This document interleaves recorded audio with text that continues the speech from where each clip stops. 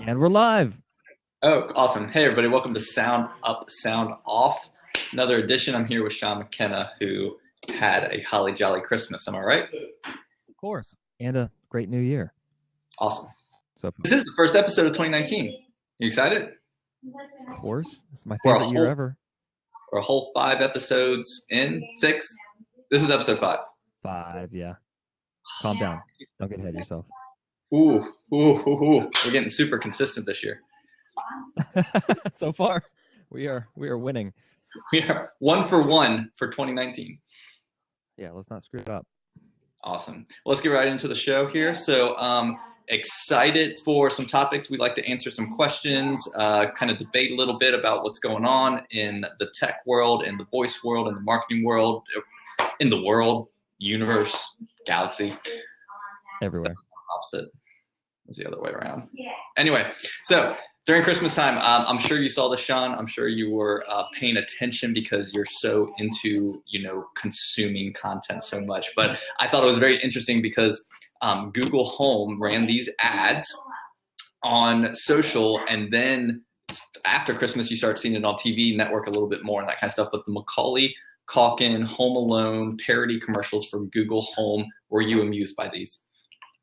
I thought it was the best commercial of the whole year. Really? If there was an award for commercials. I had just watched an interview with him on Joe Rogan, and I saw this commercial, and he said a lot of people always ask him if he'll do the look, and he said no, and I thought he was going to do it. But the fact that they got the house and just all of that, I thought was brilliant. I thought it was great.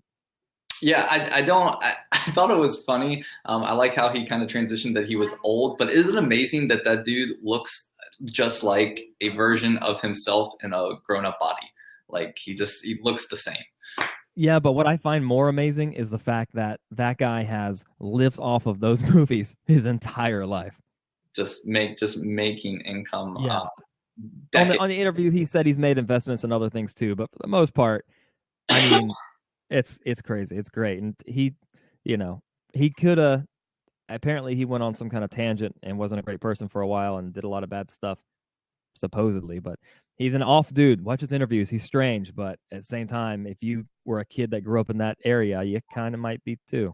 Yeah, I mean, you make 2 movies, can't remember, but that was, like I said, that kind of generational famous kid income. I think it's always interesting, but I like what they did. I like what Google Home did to play off of that, how they showed off some of the features. And really, that was Google Home's push against a unique content against Alexa. So that was kudos to Google Home for putting some funny parody holiday season, very tactical strategy behind their marketing over the holiday. Okay, moving on. Go ahead. So, Bird Box, have you seen it? Have I seen the whole? No, I have not watched the whole thing. Have you? But you get. Okay. I have actually, by complete accident. It was on, and so, yeah, I guess it's a Netflix movie, first of all. But man, has it gone viral with the blindfold. So essentially the whole movie, I'm not going to give it away here, but they can't see something. And if they look at it, bad things happen. And so they wear blindfolds the whole movie. And there's literally videos of people like running around in their neighborhood and in the cities with blindfolds. It's really strange how dumb people are. But the movie, I didn't like it that much, honestly. The ending was horrible, and I wish I could, go into this, but it just kind of left you like, really, that's the end. And yeah. So I've heard that. I've heard that the ending is kind of uneventful to an extent. What's up, Adam? To an extent, I think what killed me, and I haven't seen it, but. A favorite actor of mine, John Krasinski, had a movie just mid last year about you couldn't talk and you had to be quiet, and it was his directing debut, and it just seemed like a parody. Only instead of not talking, you had to be quiet. You had to not see what was the danger out there. So I didn't find it amusing or interesting. I guess what I heard was Sandra Bullock in the movie, she uses her real kids as the actors. Those are like actual her kids. So I think that's interesting. And the intensity was supposed to be like, high, but I've heard mixed reviews, but what I think is amazing is something like that on Netflix. The memes that have come out of it have been tremendous. I just like the football player who wasn't playing very good football, and then they have one where his helmet's coming off and he has a blindfold. Great. That was perfect. Perfect. All right. So read a tweet yesterday. The winning $425 million Mega Millions ticket was sold in New York, and it got me thinking as I was sitting on my couch, if you could buy lottery tickets from the Alexa, like off your voice, like to buy lottery tickets, would you participate a lot more in the lottery? Me? You no. wouldn't? Would other people? No. I just think the lottery is a waste of money unless you're gonna win. Now, is it fun to buy a bunch of tickets with friends and do that when it's like really, a thing? Yeah, but honestly, I won't go into my feelings on the lottery, but it's just kind of sad. So wait. So you're saying, okay, because to me, the hindrance of like buying a lottery ticket when it's, and I'm not saying I wouldn't routinely do it. I'm saying when you hit these like $500 million jackpots and that kind of stuff, like you said, for fun and that kind of thing. But like, I don't want to go to the gas station and stand there and like kind of be judged by a bunch of people and actually go in and like buy a ticket. Have to know that I can remember the very first time buying a lottery ticket of being freaked out because I didn't understand. I didn't know the process, and I didn't want to look stupid because I knew like a lot of people are like behind me and waiting and that kind of thing. And I was like 20 years old or something. So I think if I could sit there and I see that on TV they say, and the jackpot's hit 500 million, and I said, hey Alexa, buy me a lottery ticket, I would so do that real quick, like no brainer. $1. It's $1 or something. Yeah, I think a lot of people will. I won't, but I think a lot of people will. You're a winner. Job. Yeah, and I will lose less money than you. So there you go. And you'd be so mad if I win. You'd be so mad. Oh, I'll be furious. I'm not gonna lie. I'm like, I told you. Oh my gosh, I will. Oh man. So, what's your top 3 industries that should be on Alexa with voice content? So speaking of Alexa, besides the lottery, the state lottery associations that should be on Alexa. So I know me and you talk a lot about this. Our platform SoundUp now.com, and talking a lot about voice marketing on Alexa, voice first. Right now, obviously I'm being partial. Number one, real estate. I think real estate agents, real estate as my kind of primary business. That should be an industry that should be winning and should be putting content out on Alexa. Next for me though, I think coaches and brand coaches or just business coaching in general should be on there.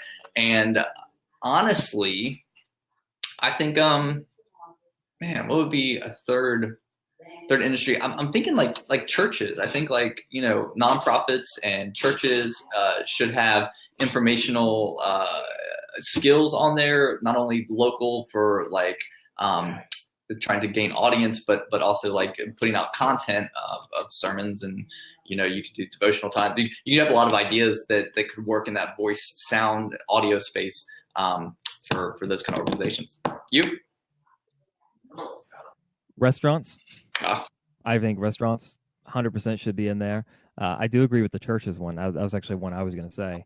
I think that would be just great. I think events, upcoming events like conferences and stuff like that, I think an Alexa would be a really useful thing.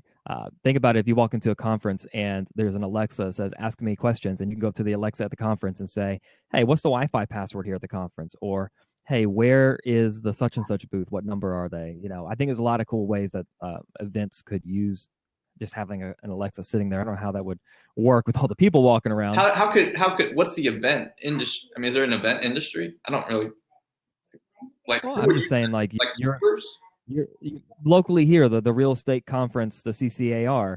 If they had an Alexa, you agree with me with realtors, real estate industry then? Well, yeah, of course. But I think the actual association, if they had an Alexa at the front, you know how many times I have to go find someone, hey, what's the Wi-Fi password? Yeah. You know, because that if there was an Alexa that said, ask me questions, and I say, what's the Wi-Fi password? And she was like, it's this. You're welcome. That makes sense. Or I said, what time is such and such speaking, or what's on the agenda? And there was just like an Alexa at the front of the, you know, right there by the door. I just think that'd be a really cool, unique thing to do. No one take my idea, by the way. And then take the idea and use soundupnow.com. Yeah, car dealerships, just having one in the lobby so when the kids are bored they can talk to it. And like deal of the day. Like, I mean, I'm thinking like endpoint consumers as well. I mean, the car dealerships could win in the household too. I mean, like what's the deal of the day? I don't think anybody would. No, you only buy a car once and you keep it for a while. Honestly, I don't think car dealerships having a skill public facing would be beneficial. I think having one in house for certain things might be beneficial. Like if they had an Alexa on the show cars inside, you could ask Alexa questions about the car. I disagree with that. I think having a front end consumer based skill in the home. You would download the local Ford dealership skill on your Alexa.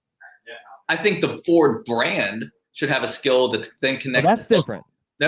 That connects to local dealerships based on where you're located, and you can ask it specific questions about the dealership down the road and what their, you know, prices are, what their interest rates are, what the, you know, what's the best lease special today. I think there's benefit to having some of that. Dude, what if I said, you know what? Well, no, hold on. This is an example right here, 100%. And I forgot to set the timer, unfortunately. But, oh no, I reset it. We're way past our time. This is an example, honestly, of different opinion of why you should never say, I don't think I could do anything on Alexa. Because 100% I disagree with you. But I agree with maybe, I guess somebody might want to, but I wouldn't. I would love to be able and like to. There's just so many. Actually, I can think of so many. You don't even know. I'm saying stop. I have so many applications where a car dealership where like I could say, hey, I want my car, like if the car started having a concierge service and I was like, hey, I need my Ford oil changed. Come pick up my car, and they come and get my car to go take it for an oil change. If I say, hey, I want to buy a car. Hey, maybe I know I saw it online. I saw it on their website. Hey, Alexa, go ahead and hold that car for me. I'm going to come buy it. Like there's lots of like applications that I could do from a consumer from in my home with the dealership or with a CarMax or something like that I think could be beneficial to make it easier and quicker. But that's going to take the car industry also speeding up too. You honestly that's why you don't just give up on your idea. Because Chris just talked me into it, because I do like the idea of the service and stuff. I never go to a car dealership for service because mine is like 30 minutes away from Volkswagen. But that I actually, and if Alexa's in Ford cars at this point, you've got winning. All right, awesome. Okay, Sean, what's your New Year's resolution for 2019? Not to break things. What? Yeah, just don't screw up. That sounds like a fearful resolution. No, I honestly, I don't do New Year's resolutions because I just always try to improve. There you go. Well, that kind of goes in line with my resolution for 2019 is more, just one word, more, and relating to a lot of different areas of life and business and career and personal growth and patience and more content, more everything. So more is my mantra for 2019. I'm very excited for it. You keep clicking away from the screen, and that's a beautiful picture of you and your daughter. There you go. Nope, now you're gone. Black. There you go. Strange. I plugged in and opened my AirPods, and it did that. Oh, that was weird. Oh, that's fun to know on vocal. Yeah. So anyway, New Year's resolutions. I hope you, audience members, you have some good ones out there. You can drop them in a comment if you see this reposted somewhere. We'd love to know what you're planning for 2019, what your goals or resolutions are. This is Sound Up, Sound Off. We try to do this weekly. In fact, we will. That's a resolution, Sean. That's your resolution, is sound off. Yeah, look, we're going to tell you ahead of time right now. We're going to do this weekly.